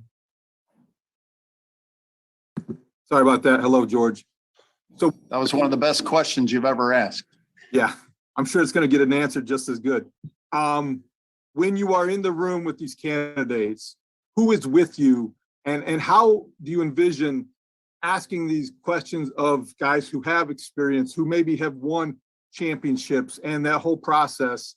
How would you describe the way it will go? The people in the room are myself, Ted, Bill, Soup, and Tanisha. We expect a candid and free-flowing conversation. Bill said that when he interviewed Tony Dungy, he knew in the first 12 minutes that Tony was his guy, and they proceeded to talk football for another 8 hours. So we're looking forward to in-depth conversations like that.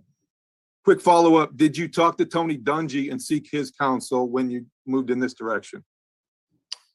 Anybody else that we may have conferred with in the football world, we're keeping those conversations confidential. Kevin Fishbane.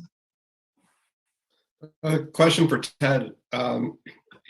Obviously, Ted, you understand your reputation over the past few seasons in town, and you know, whether it's on here or talk shows, what have you. I'm curious, did you consider bowing out of the coach and GM search? Obviously, I know that there's a change, but did you consider not taking part in it and letting George and Bill and Soup and Tanisha take it from there? Hi, Kevin. I would say to you that I think the group that we have has different viewpoints, different ways of looking at leadership, different ways of looking at the skill sets of the different candidates. So I think I'm looking forward to it. And my 38 years at the Bears and being involved in a number of these searches, I think I've learned a lot. And I think I have a lot to add going forward. Well, a quick follow-up then, because this question I asked George earlier. How are you individually going to treat this differently in interviews than you have in the past? Because again, you look at the results of the past hires have not gone the way you guys were hoping. So what's going to be different for you in your perspective when you're talking to these prospective GMs and head coaches? Well, I would say this, that the hiring of Ryan Pace and Matt Nagy, I don't regret that. They both brought a lot to the Bears. Now, ultimately on the field, the results weren't where we wanted it to, but I think they've checked a lot of the boxes. You can't ask for better leaders. You can't ask for better forward thinkers. You can't ask for people that gave their all, had great work ethic, were humble. And we're going to look for a lot of those same qualities, and hopefully with Bill's vast expertise in the technicalities of coaching strategy and valuation processes, that's going to add a nice added benefit to our search and going to help us find the right people. Adam Hogue. George, I guess coming off of actually what Ted just said, I mean, all due respect, at this point, I think the fans just care about winning football games. What you're describing in this process, I have to be honest, sounds a lot like 2015, where it was you and Ted. You guys hired Ernie Accorsi to come in to help you guys. And here we are 7 years later. So why should Bears fans trust at this time, regardless of the people you guys hire and their individual qualities, that it's going to result in wins on the field? Yeah, Adam, that's the important thing. And I don't think we're going to convince them today, or like I said, perhaps even the day that our next general manager and head coach are introduced. We've got to have results on the field. That's the only thing that matters. And that's when we'll win Bears fans over. Bill Polian talks in his books about decisions he made as a general manager that were considered wildly unpopular at the time, but eventually they bore fruit. And you have to be ready and willing to make what may very well be an unpopular decision if you're convinced it's best for the Bears. Brad Biggs. George, as a member of the NFL's diversity committee, is it important for you to make minority hires or a hire for these two openings that you have in the organization? Brad, I don't think it's a particular obligation just because somebody's on a committee. I think it's a league-wide commitment, and it's a commitment to fairness in the process. What I keep hearing as a member of the diversity committee is that people just want a fair process. It's not a particular result, but as long as people get a fair shake, the same quality interview that another candidate may have gotten, the same opportunity to be heard that every other candidate gets. That's the important part, is the process. We don't know what the result is going to be. Mark Potash. Hey, George, when Trestman and Emery were fired, you said that Virginia was pissed off. I was curious, in this latest firing or change, whatever, what impact did Virginia have on this decision? And just, how much did that affect you, her feelings with regard to where the Bears are headed? Yeah, thank you, Mark. She was consulted, she was conferred with, as was every other member of the Bears board. Everybody wants to win one for her, and we're doing what we can to make that happen. At one point in our conversations, I asked her for her assessment of our season, and she said, as only a mother can, I'm very, very disappointed. Jason Leisure. George, is it your full intention to build a stadium in Arlington Heights if everything goes well with the property? And if so, when do you hope that happens? And same question to Ted as well. Right now, Jason, all we're doing is exploring the property's potential. We don't even own the property yet. And any questions beyond that would be premature at this point. But I doubt you're exploring it to build an outlet mall or something. I mean, do you intend to build a football stadium there? We're exploring the viability of building a football stadium on that property. And when would you ideally like to see that happen if it does happen? How soon? We don't have a timetable yet because, as I said, we don't even own the property yet. So it would be sometime after closing before we could make that determination. Yeah, I can add a little color to that if you want. The closing on the land probably is going to take the rest of this year, maybe into the first quarter of 2023. And at that point in time, we'll decide whether it's financially feasible to try to develop it further. And I think what's important now is that our focus for long-term development is exclusively on that property in Arlington Park. All right, so we'll jump right in after that. That was the George McCaskey press. So you're listening to Second City Sports on Sports Zone Chicago, along with Cindy Brown. I'm Lakeena McGee. I don't want to get into it because we only got a few minutes left and we got other stuff we need to talk about real quick. But it's the same freaking word salad. I'm going to keep it short. It's the same word salad.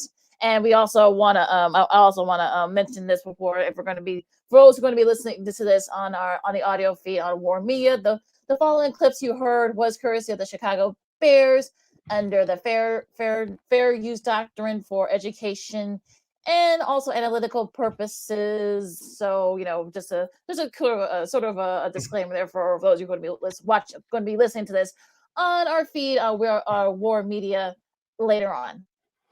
Yeah, thanks to the Chicago Bears for letting them us use their clips. So we thank them one and all. Lakeena, I'll say this before we move on to the Chicago Bulls. It's the same old mess that we've been used to listening to and watching, Lakeena. And I don't know if you saw my reaction as George was. He announced that Bill Polian was a part of the search. I said, whoa. I said, didn't we hear the same thing as there was searching for John Fox? Yeah, Ernie Accorsi. Yeah. It's the same playbook, but different people. Yeah, it's the more things change. I was between our buddy Josh Hicks, of course, fellow War Media writer and host. Yeah, I just said the more things change. I mean, it's just look. I know. Look, he's had his licks too. He has a Hall of Famer and then this and that. He is, but you know, he wanted Lamar Jackson to go to being a running back. He thought that Chad Kelly was the most talented QB in the draft. You know, a few years ago. Yeah. Okay. So, okay, you know, you're listening to Second City Sports on Sports Zone Chicago, along with Cindy Brown. I'm Lakeena McGee. We're going to talk some Bulls at NBA real quick. Unfortunately, the Bulls lost to the Mavericks, you know, last night, breaking a 9-game winning streak. I mean, look, I know, of course, Bulls fans were already freaking out, and I'm just going to keep it short. Relax, okay? Just relax. They had won 9 in a row. All right, and I guess I don't know who's the assistant coach for the Mascot. I think Jason Kidd's in COVID protocols, but they basically double teamed DeRozan pretty much all game long. Yeah, the Bulls didn't shoot the ball particularly well, and of course they gave up a lot of offensive rebounds. We talked about it before, Lakeena, all season long, that the lack of defense, especially within the interior, is going to perhaps hold this team back. We know that GM Mark Eversley and Arturas Karnisovas will be looking for some help in that department come trade deadline time. And so last night's game was another perfect example of that. Now, taking a look at the box score for the Bulls last night, you really did get too much production off your bench outside of Kobe White, who had 13 points off of 27 minutes of action. DeRozan, as you mentioned, teams are starting to figure him out now. He had 20 points off of 9 and 16 shooting, but like you mentioned before, teams are going to figure him out on how to defend him. It's on him and the Bulls coaching staff to adjust to how teams are going to defend him. Also, too, Vucevic didn't have a great game last night. In 34 minutes of action, he only had 13 points and 6 boards. His production has to be better than that. Lonzo Ball, I know it's been a couple of games since he's come back off the COVID list. He had 9 points and 6 rebounds and 5 dimes. He's going to get better as the days go by after his bout with COVID. And so Lonzo Ball, I think he's going to be fine, but he still is going to take him a couple more games to get his timing back. Zach LaVine had 20 points, but he had a 7 for 21 shooting. It just wasn't a good night for the Bulls. I'm not really upset either, Lakeena. They're still 26-11. Who would have thought that this Bulls team was going to have this type of record at this point in the season? I sure as hell didn't. Now it doesn't mean that we still can't be critical at times, but this is not like, oh, we lost game 7 and everything's going awry. Let's just take it with a grain of salt. Exactly. And the Bulls have a very tough stretch coming up. Starting tomorrow against Detroit. Remember, they've got they've got multiple games to make up, this week. So, and they're actually going to be playing some of the top teams. No disrespect to Detroit, but after that, on Wednesday they play Brooklyn.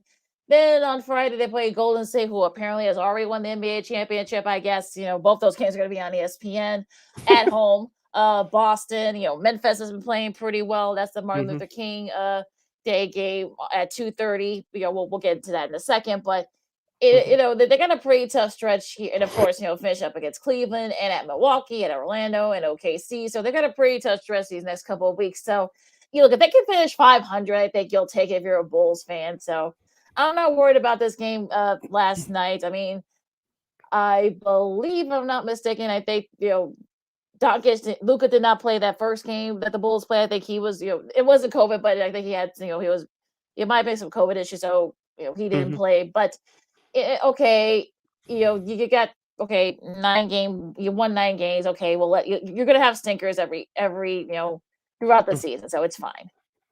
Yeah, so like I said, I'm not too much worried about the Bulls. This has been the longest losing streak in the last 6-7 years. So they'll start another winning streak. Hopefully they'll do it tomorrow, like as you mentioned, as they play Detroit from that makeup game from last month or so. This Bulls team is still fine, but we'll see what they do come trade deadline time if they can get some help within the interior. So get a big guy in there to play defense and rebound. And so that's the number one issue with this Bulls team right now. Lakeena, just a couple notes from the weekend. LeBron James had another monster game, but the Memphis Grizzlies stopped the Lakers' winning streak last night. Did you check out that two-handed block by John Morant? That was sweet. Yeah, I think he's just on the trampoline a lot, I guess. They've had look. I mean, the Grizzlies have had the Lakers' number, and the first time they actually beat him, he didn't play. He was with that ankle injury. So I guess I don't know. You just really thought that maybe the Lakers were starting to get it together. This type of thing happened. So.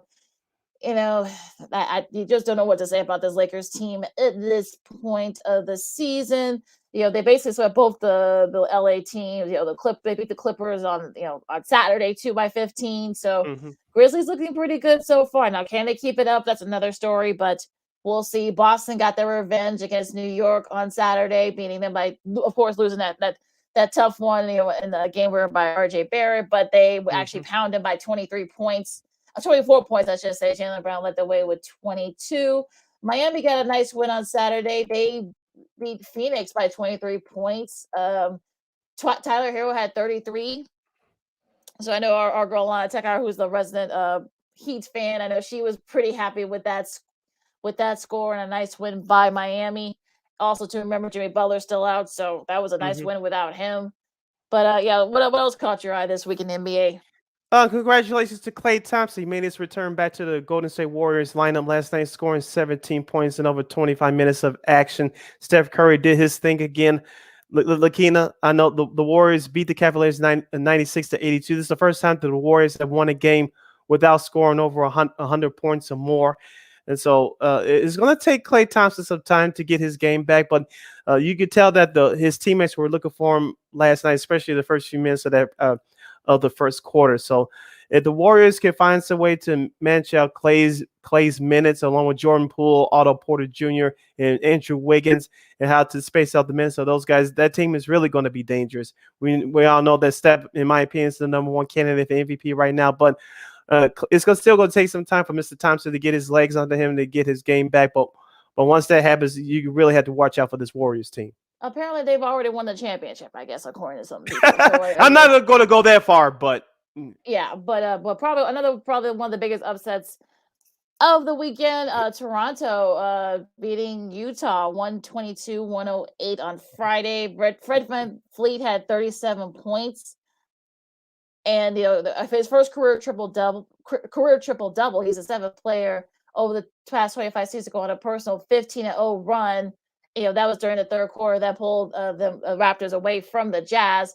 The first two that since Kawhi, back in 2020, that was last season. That was during the bubble, I believe. So, yeah, I mean, look, it was a nice upset win for Toronto, which they really needed because with everything that's been happening through COVID and not playing in front of a lot, like half their capacity, crowd. So, they missed out on a really good show, but I'm sure a lot of people in Toronto got a chance to watch it on television. Yeah, so congratulations to the Raptors. And of course, the Clippers, they split their weekend home schedule. They lost to Memphis on Saturday, but they got an important home win last night against the Atlanta Hawks, 106-93. And the Wizards got an important win over the Orlando Magic, 102-100. You're listening to Second City Sports Live in living color right here on Sports Zone Chicago. Sid, Lakeena here with you. Lakeena, let's go through the schedule for this week, including tonight for the NBA, some of the key games. Tonight at 6 on NBA TV, we have Milwaukee at Charlotte. That's at 6 o'clock. We have the Pacers and the Celtics at 6:30. The Spurs Knicks will do battle at 6:30 at MSG. And at 9 o'clock, we'll have Cleveland continuing their West Coast road trip as they'll face the Sacramento Kings at 9 p.m. Portland and Brooklyn will have a makeup game from December 23rd. That's in Portland at 9 p.m. tonight. Phoenix on Tuesday's game, which is tomorrow. Phoenix starts their road trip out east with Toronto. That's at 6:30. Also, Golden State and Memphis. That should be a good one on NBA TV. Of course, Minnesota and New Orleans. Of course, the Bulls have their game tomorrow night against Detroit, hoping to get back on track. And also, too, should be a nice one. That second game of the NBA TV doubleheader. You got Denver and the Clippers. All right, let's go to Wednesday's action because we mentioned the Bulls and the Brooklyn Nets will play at a 9 o'clock Chicago time tip on ESPN.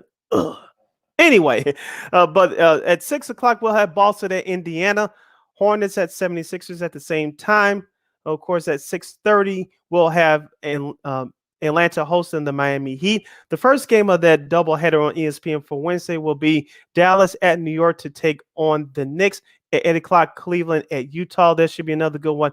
And wrapping up the Wednesday night action besides the Nets and the Bulls on ESPN at 9 o'clock. At the same time, it will be the Sacramento Kings hosting the Los Angeles Lakers. All right, on Thursday, it could be a preview of the NBA Finals, maybe. Golden State against Milwaukee. Golden State continues their we'll start their East Coast road trip in the Midwest. You got Minnesota and Memphis, the Clippers and the Pelicans, OKC and Brooklyn, and Portland and Denver will be the second game of that TNT doubleheader at 9 o'clock. Yeah, so that's your NBA schedule for this week. And so those are the games that you can all watch along. Right, you're listening to Second City Sports right here on Sports Zone Chicago. We're live in living color. Sid, Lakeena here with you. Lakeena, before we get to the preview of our the college football national championship game, shout out to our guy Jason Palmer. You can catch What's Up Cuz along with his cousin Lance C. Irvin tonight at 6 right here on Sports Zone Chicago. He says the press conference referring to the Chicago Bears is like watching the movie Don't Look Up all over again. The Bears organization is incompetent. You couldn't have said it any better, Jason. Lakeena, I know we were texting back and forth during the press conference. You said you were over it, and I pretty much agree with you. So, that's pretty much sums it up about that press conference with George McCaskey. Lakeena, let's go to tonight's national championship game for college football. It'll take place in Lucas Oil Stadium in Indianapolis, Indiana, between the Alabama Crimson Tide and the Georgia Bulldogs. Lakeena, a month ago in the SEC title game in Atlanta, Alabama dominated Georgia. Will it be the same story tonight, or do you expect it to be a much closer, tighter contest? Yeah, I'm hoping I think for all our sakes, the hope is it's going to be a closer contest. I mean, Bryce Young, I think, just hammered that Georgia defense. I'm sure they're going to be a little more prepared. They had a whole week, they had over a week to prepare Georgia did, so I'm sure they know what to do. I mean, I know Alabama lost a couple of their guys on the offensive front, so that might be an issue that could help Georgia a little bit. That they just got manhandled by Alabama's offense. Now, Brian Robinson Jr., who wasn't really a big factor in that first game, we'll see if they'll be able to. Georgia will be able to slow him down. Stetson Bennett, I think, is this might be his time to shine. He wasn't really kind of had his struggles in that first meeting. The defense, we'll see if Alabama. I know Alabama is also without a couple of their stud guys, so it's going to be very interesting to see where all this goes. But yeah, I mean, I think it's going to be it could come down to the final possession. Who knows? But it should be a fun one in Indy tonight. Yeah, I hope we get a classic finish. Of course, I'm rooting for Georgia just because.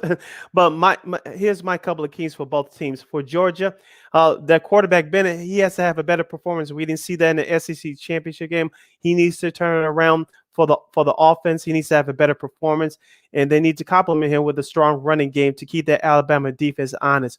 On the flip side, for Georgia, they need to pressure Bryce Young, especially early. Get a couple of sacks, get a couple of turnovers. If you can do that, Georgia will have a better chance of winning. On the flip side for Alabama continue to run the football. That's what they did in the SEC championship game a month ago.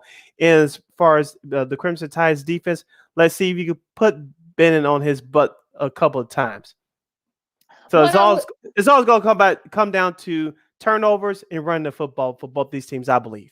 Yeah, I think Georgia will try to put pressure on Bryce Young more. I think different setting. It's going to be a neutral setting. It's going to be in Indy. So whether in Atlanta, they were definitely a split, but we'll see if it's split in Indy tonight. And like I said, it's all going to be about the bright lights. These are both young quarterbacks. Also, their defense as well. I think Georgia's defense. They feel like they have a lot to prove.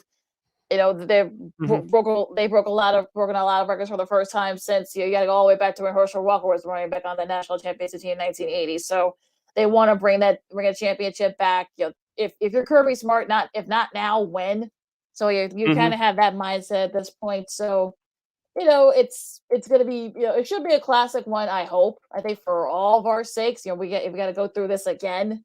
Let's hope it is another classic one. But we'll see what happens. Like I said, it should be a fun one tonight. And they're going to have all different mega casts, on ESPN networks. I kind of tend to stick with the traditional one with Chris Fowler and Kirk Herbstreit. I know. Look, I got on him on some of the comments he made a couple of weeks back, but we'll talk about that another time. But I like that.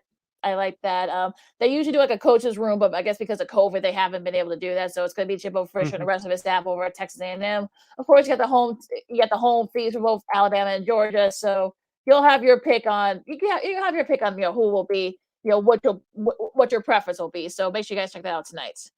Yes. So as we mentioned, the national championship game will be tonight at 7 p.m. Central Standard Time on ESPN. Lakeena, we have less than a couple minutes left. We had a couple of legends in the entertainment world that passed away suddenly over the weekend. Sidney Poitier passed away at the age of 94, becoming the first Black actor to win an Academy Award. Of course, we had actor and comedian Bob Saget. Of course, he was known for America's Funniest Home Videos, but also at the same time starring in the 80s and early 90s TV sitcom Full House. He passed away at the age of 65. What are your thoughts on those two gentlemen? Well, I wouldn't say suddenly with Sidney Poitier. I mean, he was 94. Had a legendary career, of course. For the first Black actor to win Oscar in the lead category. Lilies of the Field, Good Morning, Mr. Chips, Guess Who's Coming to Dinner. I mean, yes. and he was probably Uptown Saturday Night. Uptown Saturday Night, among others. I mean, yeah. He kind of took control of his career when a lot of actors of color weren't able to. He picked the roles. He didn't go with the stereotypical, Black roles. He played someone who was intelligent, who was, astute, very, and I think he wasn't afraid to do that. And he did with such poise and grace, he kind of is the opposite of what you would think the angry Black man. He was very calm, and he dealt with racism. You can go through with the clips of some interviews he did at the height of his career back in the 60s. Of course, in the Heat of the Night, of course, in the movie version with Rod Steiger that won an Oscar, but for Best Picture, and Steiger won an Oscar too for lead actor. Was unfortunately Poitier was not nominated for supporting, which he should have, but. I think the fact that he had to deal with so much racism and so much, vitriol back then. I mean, it's changed a little bit. It's changed a lot.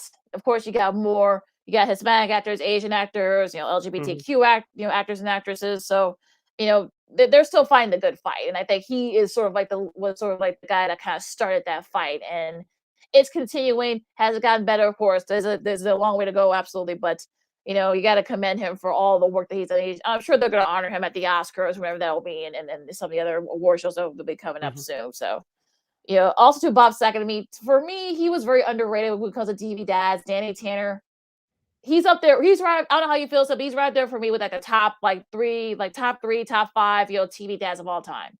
You know, he was, you know, Danny Yeah. Tanner was very calm. He was strict. He was strict at times, but he was also very fair.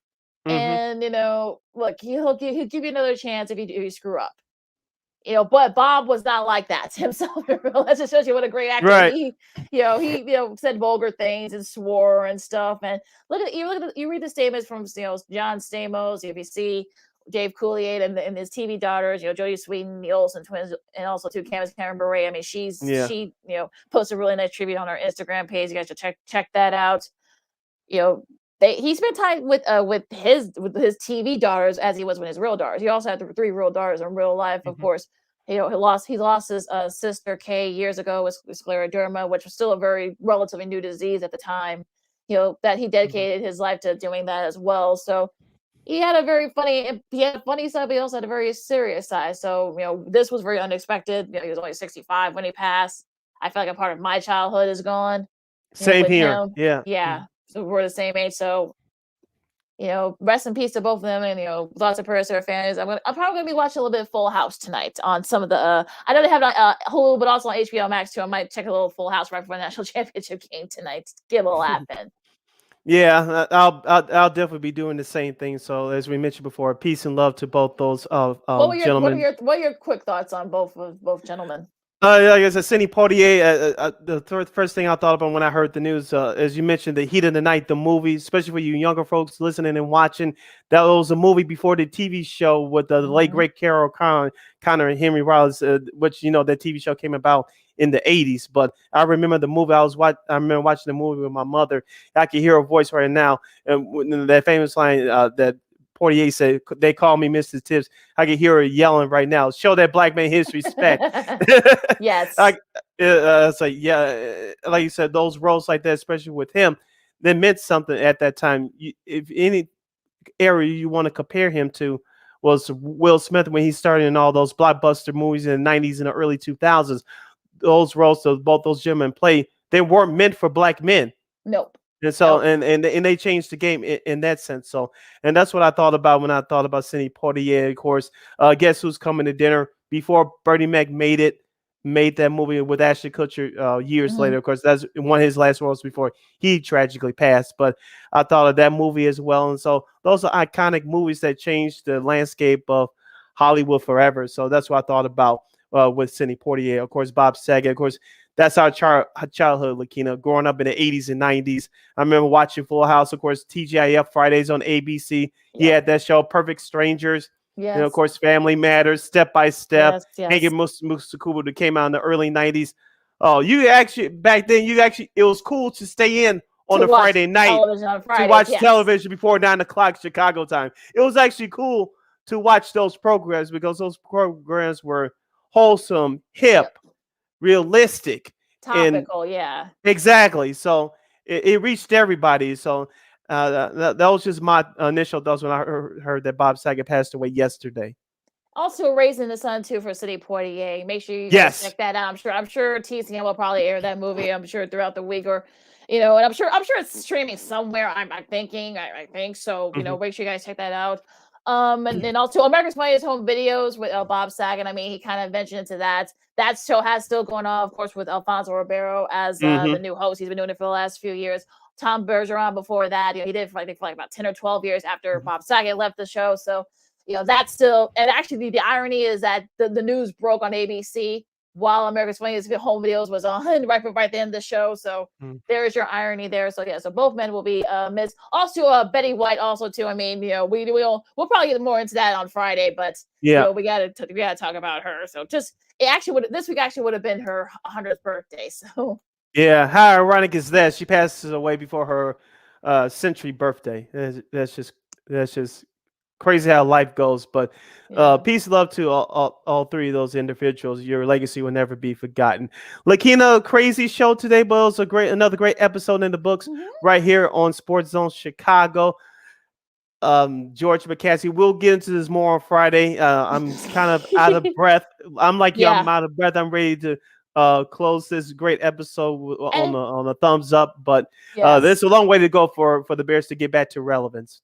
Well, and judging by the tweets of some of our buddies who you guys heard them, during the presser, Jason Leisure, Mark Grody, both asked some tough questions. Mark Potash just that was just hilarious. I love Potsy. Potsy's been doing this for like almost 40 years now. So you can't get too much by him. And also John Greenberg from The Athletic, of course, he worked at ESPN-Chicago.com for years. He answered a quick question too. Apparently, there was some other stuff that we cut away from because we were getting sick of it, the word salad. But plus we were running out of time too. So that too, and also I guess Olin Cruz, I guess his name got brought up too, as also the Patch.com article that initially, I guess initially said that he was being let go for. He said that was BS, but it was a bunch of word salad again. So I can't wait to we'll ask our buddy Christine Manika on Friday. I'm sure she'll have her thoughts on that too. But with that said, you can follow me at Keena McGee on the Twitter and at Keena_McGee on the IG. You can follow yours truly, Sidney Brown, on the Twitter and the IG at SidKid80. Once again, at SidKid80. That's SIDKID80. That's SIDKID80. Make sure you download that Sports Zone Chicago app wherever you get your apps. Make sure you follow Sports Zone Chicago on all social media platforms. That's Facebook, Twitter, Instagram, and YouTube. And you can follow us, Second City Sports, the podcast version at War on Anchor. We're available wherever you get your podcasts on all podcast platforms. And you can follow War Media at WARR Media on Facebook, Twitter, Instagram, and YouTube. Thank you very much in advance for your support. Like, share, subscribe, and tell your friends. Oh, Sid, I'm a little exhausted, not in a good way. So enjoy the national championship game tonight, everybody. Enjoy. Well, of course, we'll talk about the playoff games, wild card weekend coming up on Friday. So and we'll also recap the national championship games. So all the NBA games, college hoops games. For Sid, I'm Lakeena. Stay safe out there, guys. Stay warm. If you're not gonna get a vaccine, at least wear a mask and be good to each other. This is Second City Sports on Sports Zone Chicago, and we'll see you Friday. Till then, holla.